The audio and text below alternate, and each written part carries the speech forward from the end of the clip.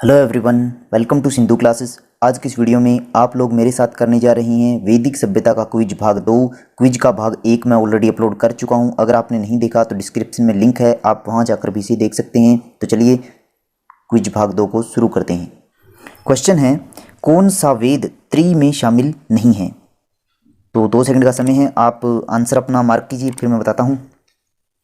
तो देखिए, अथर्ववेद त्रि में शामिल नहीं है। क्यों शामिल नहीं है? क्योंकि इस वेद का जो विषय है वो सबसे भिन्न है, इसी कारण इस वेद को त्रि में नहीं रखा गया।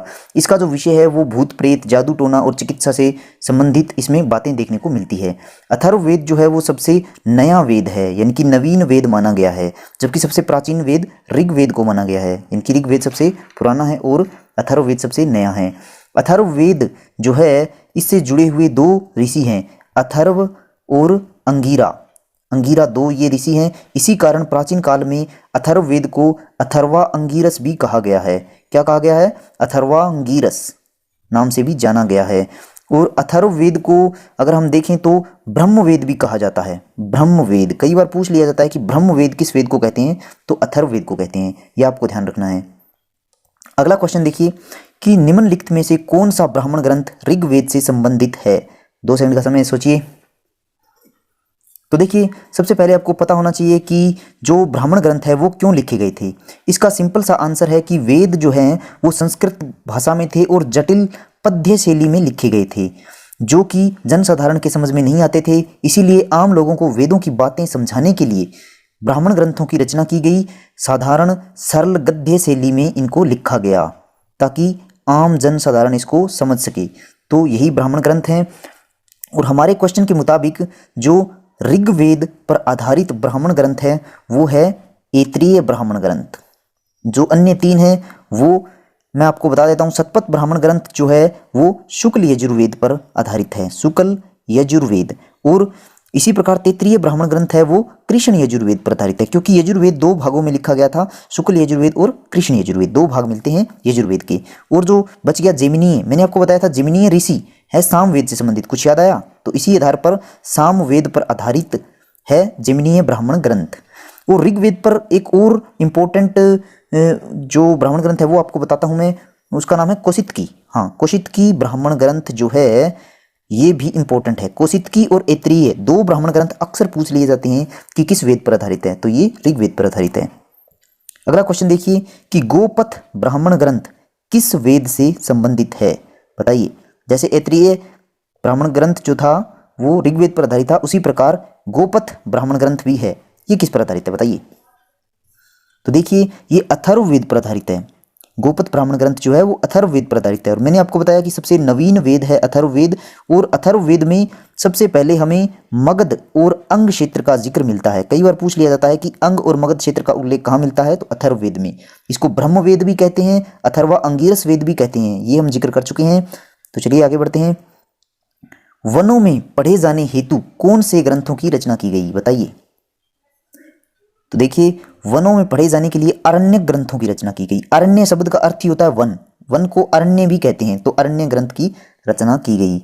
और जैसे कि हमने देखा ब्राह्मण ग्रंथ थे सरल गद्य शैली में वेदों को समझने के लिए, उसी प्रकार अरण्य ग्रंथ भी लिखे गए जो वनों में रहने के लिए लिखे गए। तो जिस नाम से ब्राह्मण ग्रंथ मिलते हैं उसी नाम से अरण्य ग्रंथ भी मिलते हैं। जैसे कि हम बात करें ऋग्वेद पर तो ऐत्रेय आपको मिलेगा ब्राह्मण ग्रंथ, उसी प्रकार अरण्य ग्रंथ भी मिलेगा ऐत्रेय अरण्य ग्रंथ। और इसी प्रकार अगर देखें कौशितकी ब्राह्मण ग्रंथ, तो इसी प्रकार कौशितकी अरण्य ग्रंथ भी मिलेगा। मतलब सेम नाम से ब्राह्मण ग्रंथ है और सेम नाम से ही अरण्य ग्रंथ है। बस एक अपवाद है, उसका मैं आगे आपको बताऊंगा। आगे देखिए, निम्नलिखित में से सामवेद पर आधारित ब्राह्मण ग्रंथ कौन सा है? बताइए।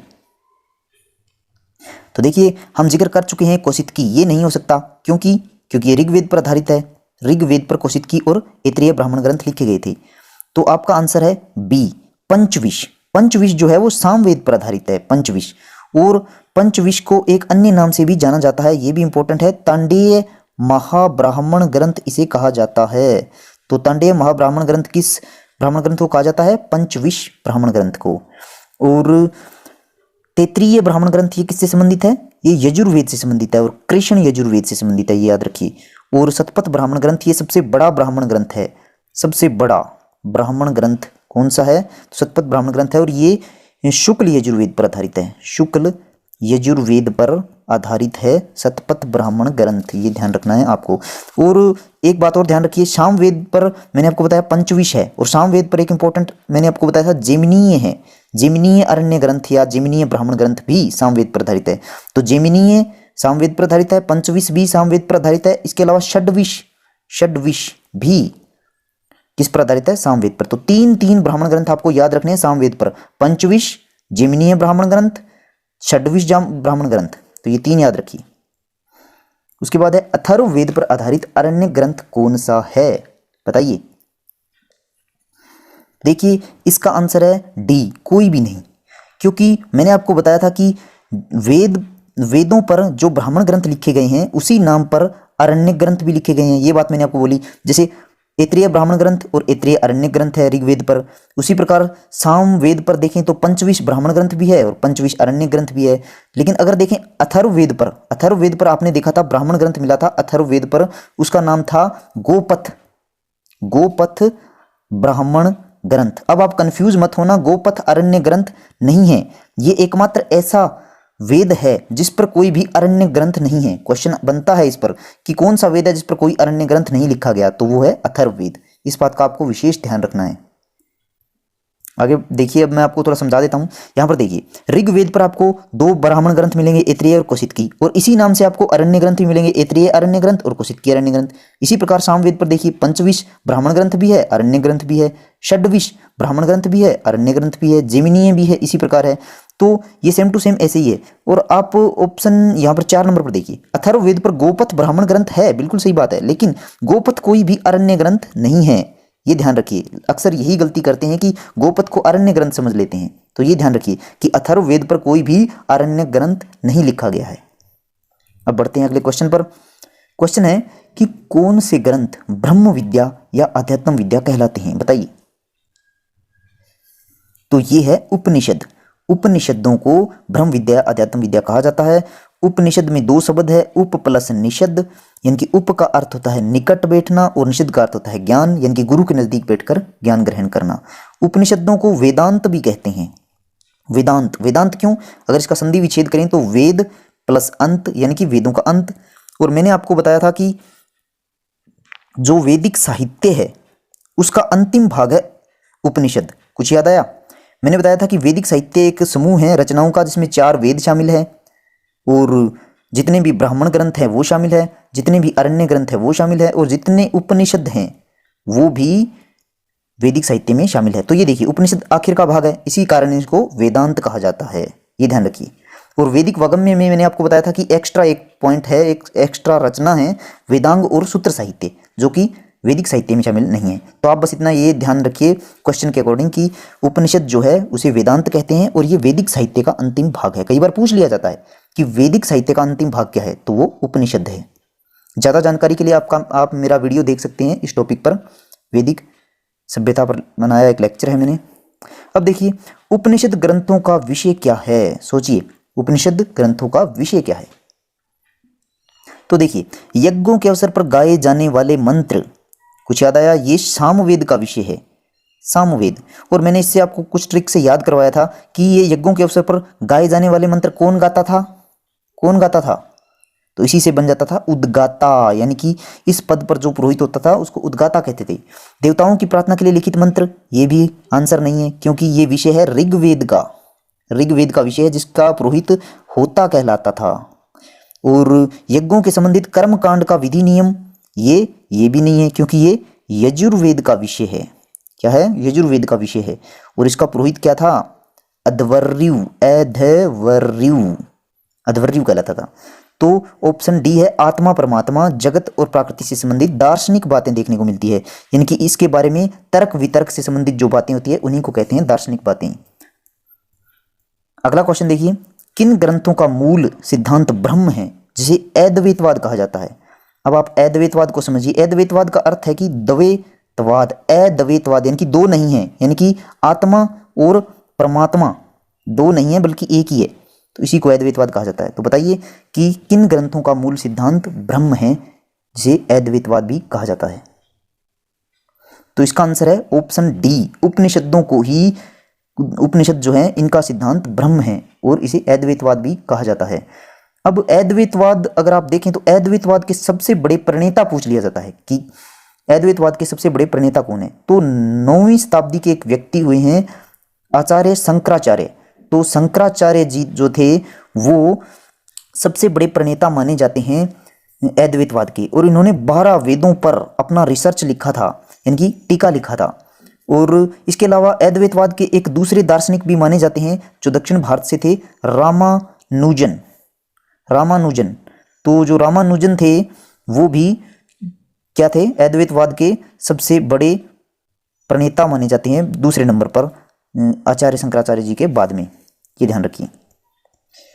इसके बाद है ब्रह्म का विश्लेषण सबसे पहले किस विद्वान ने किया, तो देखिए इसका आंसर है बादरायण। बादरायण ने एक पुस्तक लिखी थी ब्रह्मसूत्र। तो ब्रह्मसूत्र में इन्होंने सबसे पहले ब्रह्म का विश्लेषण किया था, इनकी ब्रह्म को एक्सप्लेन किया था। और जो बादरायण हैं इनको उत्तर मीमांसा का प्रवर्तक कहा जाता है। अब मीमांसा क्या होता है, मीमांसा में देखिए चीजों का तर्कपूर्ण चिंतन करना होता है, उनकी व्याख्या करना होता है, और उसका अनुप्रयोग करने की जो कला होती है उसको मीमांसा कहते हैं। और मीमांसा एक दार्शनिक विचारधारा होती है। तो बादरायण जो थे वो उत्तर मीमांसा के प्रवर्तक थे। और हम देखें कि इनसे पहले कौन था मीमांसा का प्रवर्तक, तो उसे पूर्व मीमांसा कहते हैं। और पूर्व मीमांसा के जो प्रवर्तक थे वो थे जिमनीय ऋषि, जिमनीय जो कि सामवेद से संबंधित हैं, तो वो थे, ये यहाँ पर लिखा भी है ऑप्शन डी में, जिमनीय ऋषि। और अब आपको बता देता हूँ, जैसे इन्होंने ब्रह्मसूत्र पुस्तक लिखी, एक पुस्तक और है, कंफ्यूज मत होना, इसको हम गुप्तोत्तर काल में पढ़ेंगे। आपने हर्षवर्धन का नाम सुना है, राजा थे हर्षवर्धन, जो कि राजा थे थानेसर के, और कन्नौज पर इन्होंने अधिकार किया था। जब हम पढ़ेंगे तब आपको भी उस समय बताऊंगा। तो इनके एक दरबारी थे जिसका नाम था ब्रह्मगुप्त ने एक पुस्तक लिखी थी ब्रह्म सिद्धांत। तो ब्रह्म सिद्धांत को ब्रह्मसूत्र से कंफ्यूज मत करना, ब्रह्मसूत्र बादरायण की है और ब्रह्म सिद्धांत जो है वो ब्रह्मगुप्त की है। इसके बाद देखिए, भारतीय दर्शन का आरंभ खालिस्तान से ही है, बताइए कि भारतीय दर्शन का आरंभ कहां से है, तो ये है उपनिषद। उपनिषदों से भारतीय दर्शन का आरंभ माना जाता है। और एक क्वेश्चन मैंने पीछे पूछा था आपसे कि भारतीय संगीत विधा का आरंभ कहां से माना जाता है, संगीत विधा, तो वहां पर आपको आंसर करना है सामवेद। तो ये ध्यान रखिए, भारतीय संगीत विधा सामवेद से संबंधित है और दर्शन का आरंभ उपनिषदों से है। सबसे प्राचीनतम उपनिषद कौन सा है, बताइए। तो छांदोग्य उपनिषद जो है ऑप्शन ए सबसे प्राचीन है, और ये सामवेद पर आधारित है, सामवेद पर लिखा गया है ये उपनिषद। और बृहदारण्य उपनिषद क्या है, ये उपनिषद यजुर्वेद पर लिखा गया है और सबसे बड़ा है। इसकी खासियत क्या है, ये कई बार पूछ लिया जाता है कि सबसे बड़ा उपनिषद कौन सा है, तो बृहदारण्य उपनिषद है। और यही पूछ लिया जाए कि सबसे बड़ा जो है ब्राह्मण ग्रंथ कौन सा है, तो वो शतपथ ब्राह्मण ग्रंथ सबसे बड़ा ब्राह्मण ग्रंथ है। और मुंडकोपनिषद आप जानते हैं, ये मुंडकोपनिषद जो है ये अथर्ववेद पर लिखा गया है। और मुंडकोपनिषद में सत्यमेव जयते जो राष्ट्रीय वाक्य है वो लिया गया है। ज्वालोपनिषद ये यजुर्वेद से संबंधित है और इसमें 4 आश्रमों का उल्लेख है। 4 आश्रमों का उल्लेख कहाँ है, ज्वालोपनिषद में। अगला क्वेश्चन है, जैमिनीय उपनिषद किस वेद से संबंधित है, बताइए। इसका आंसर तो आपको आना ही चाहिए। तो देखिए, मैंने कई बार बता दिया कि जैमिनीय जो थे सामवेद से संबंधित ऋषि थे और ये पूर्व मीमांसा के प्रवर्तक माने जाते हैं, तो सामवेद पर आधारित ये उपनिषद हैं, ध्यान रखिए। और ऋग्वेद, अथर्ववेद, यजुर्वेद, इन पर भी उपनिषद लिखे गए हैं। ऋग्वेद पर तो वही है, ऐत्रेय और कौशितकी। और अथर्ववेद पर मुंडकोपनिषद, अभी हम जिक्र करके आए हैं मुंडकोपनिषद। और यजुर्वेद पर अगर हम देखें तो जो प्रसिद्ध उपनिषद है, जैसे बृहदारण्य, सबसे बड़ा उपनिषद बृहदारण्य हो गया, कठो उपनिषद हो गया और जबालो उपनिषद हो गया, तो ये सब यजुर्वेद पर आधारित है। यहाँ पर देखिए आप, यहाँ पर मैंने उपनिषदों और ब्राह्मण ग्रंथ, अरण्य ग्रंथ की कंफ्यूजन दूर की है। यहाँ देखिए, वेद, इस तरफ वेद लिखे गए हैं और इस तरफ अरण्य ग्रंथ और ब्राह्मण ग्रंथ लिखे गए हैं। तो ये मैंने आपको बता दिया कि सेम नाम से है, बस डिफरेंस ये है कि अथर्ववेद पर कोई भी अरण्य ग्रंथ नहीं है अब उपनिषद देखिए, जैसे ऋग्वेद में ऐतरेय ब्राह्मण ग्रंथ भी है, आरण्यक ग्रंथ भी है, उसी प्रकार ऋग्वेद पर उपनिषद भी इसी नाम से है, ऐतरेय उपनिषद और कौशितकी उपनिषद। तो ये आपके लिए बहुत इजी हो गया कि ऋग्वेद आ जाए तो इस पर आधारित चाहे ऐतरेय ग्रंथ, ऐतरेय हो, कौशितकी हो, ये तीनों ही ब्राह्मण ग्रंथ भी है, इस पर आरण्य ग्रंथ भी है और उपनिषद भी है। वहीं देखें तो सामवेद पर थोड़ा चेंजिंग देखने को मिलेगा। जेमिनीय ब्राह्मण ग्रंथ आरण्य ग्रंथ है, तो जेमिनीय उपनिषद ग्रंथ भी है। इसके अलावा एक अतिरिक्त है छांदोग्य उपनिषद और केन उपनिषद। यजुर्वेद पर आपको 3 उपनिषद याद रखने हैं मेनली, तो ये है बृहदारण्यक, ज्वाला उपनिषद और कठोपनिषद, जो कि यहाँ मैच नहीं कर रहा। इसके बाद देखें तो अथर्ववेद पर हमने देखा था ब्राह्मण ग्रंथ था और आरण्य ग्रंथ नहीं था, लेकिन अथर्ववेद पर जो उपनिषद है वो बिल्कुल ही अलग है, उनके नाम अलग है, मुंडको उपनिषद और प्रश्न उपनिषद। तो मुंडको उपनिषद ज़्यादा इंपॉर्टेंट है। तो ये जो मैंने हाईलाइट किए हैं ये तो आप कम से कम याद रखिए, जैसे ऐतरेय और कौशितकी तो मोस्ट इंपॉर्टेंट है, छांदोग्य जेमिनीय हो गया, और यजुर्वेद पर ये 3 इंपॉर्टेंट है, और अथर्ववेद पर मुंडको उपनिषद। तो आई थिंक आपका प्रॉब्लम कुछ सोल्व हुआ होगा इससे। आगे देखिए, वेदों की भाषा, संरचना और स्वरूप को समझने के लिए किन ग्रंथों की रचना की गई, बताइए। तो देखिए, वेदों की भाषा, संरचना और स्वरूप को समझने के लिए वेदांगों की रचना की गई। यानी कि यहाँ पर मैंने आपको बताया था कि ब्राह्मण ग्रंथों की रचना क्यों की गई थी, क्योंकि पद्य शैली से गद्य शैली में कन्वर्ट किया गया था वेदों को समझाने के लिए। यहाँ पर क्या है कि वेद जिस भी भाषा में है, जिस भी संरचना में है, उसको समझने के लिए अलग अलग ग्रंथ लिख दिए। जैसे कि शिक्षा, वेदांग के 6 हिस्से हैं। जैसे शिक्षा, यानी कि वेदों को अगर आपको समझना है तो शिक्षा आपको पता होनी चाहिए। कल्पसूत्र और इसी प्रकार व्याकरण हो गया, छंद हो गया, छंद और ज्योतिष हो गया। 5 नंबर पर ज्योतिष और एक रह गया निरुक्त। तो ये सब क्या है, ये सब वेदांग के भाग हैं। जैसे शिक्षा को वेदांगों में क्या कहा गया है, वेदों की नाक कहा गया है शिक्षा को, कल्पसूत्र को वेदों का हाथ कहा गया है, व्याकरण को वेदों का मुख कहा गया है। तो इस तरह की बातें हैं। छंद को वेदों का पैर, ज्योतिष को वेदों की आंखें, और निरुक्त को क्या कहा गया है, निरुक्त को वेदों के कान कहा गया है। तो ये इस प्रकार की बातें वेदांग में देखने को मिलती है। अब सबसे पहले देखिए शिक्षा। तो शिक्षा पर पहली पुस्तक कौन सी है? शिक्षा मैंने बताया वेदांग का हिस्सा है, तो इस पर पहली पुस्तक है प्रतिशाख्य। ये एक वेदांग का भाग है, मैंने आपको बताया शिक्षा। तो अगर आपको वेदों को समझना है तो आपके लिए शिक्षा अनिवार्य है, और इस मुद्दे पर यह प्रतिशाख्य पुस्तक मिलती है। इसका लेखक का कोई भी पता नहीं है। और इसके बाद देखिए, मैंने 3 पुस्तक और लिखी है, इनके बारे में आपको बता देता हूँ। ब्रह्मसूत्र, ये बादरायण ने लिखी थी, बादरायण हमने जिक्र किया था। और इसी से मिलती जुलती ब्रह्म सिद्धांत थी, वो भी मैंने आपको बताया था कि ब्रह्मगुप्त ने लिखी थी। अब बात करते हैं सांख्य सूत्र की। तो सांख्य सूत्र किसने लिखी थी? कपिल मुनि ने सांख्य सूत्र लिखा था, कपिल मुनि ने। कुछ याद आया? सांख्य, इस पर एक क्वेश्चन भी बनाया था मैंने। सांख्य दर्शन की शुरुआत सांख्य दर्शन की स्थापना किसने की थी? तो कपिल मुनि ने, शायद आपको याद हो। अष्टाध्यायी जो है वो व्याकरण पर लिखी गई पुस्तक है, और किसने लिखी? पाणिनि ने। ये ध्यान रखिए, पाणिनि ने लिखी थी अष्टाध्यायी। तो इसी के साथ ये भाग 2 समाप्त होता है। इंतजार कीजिए भाग 3 का।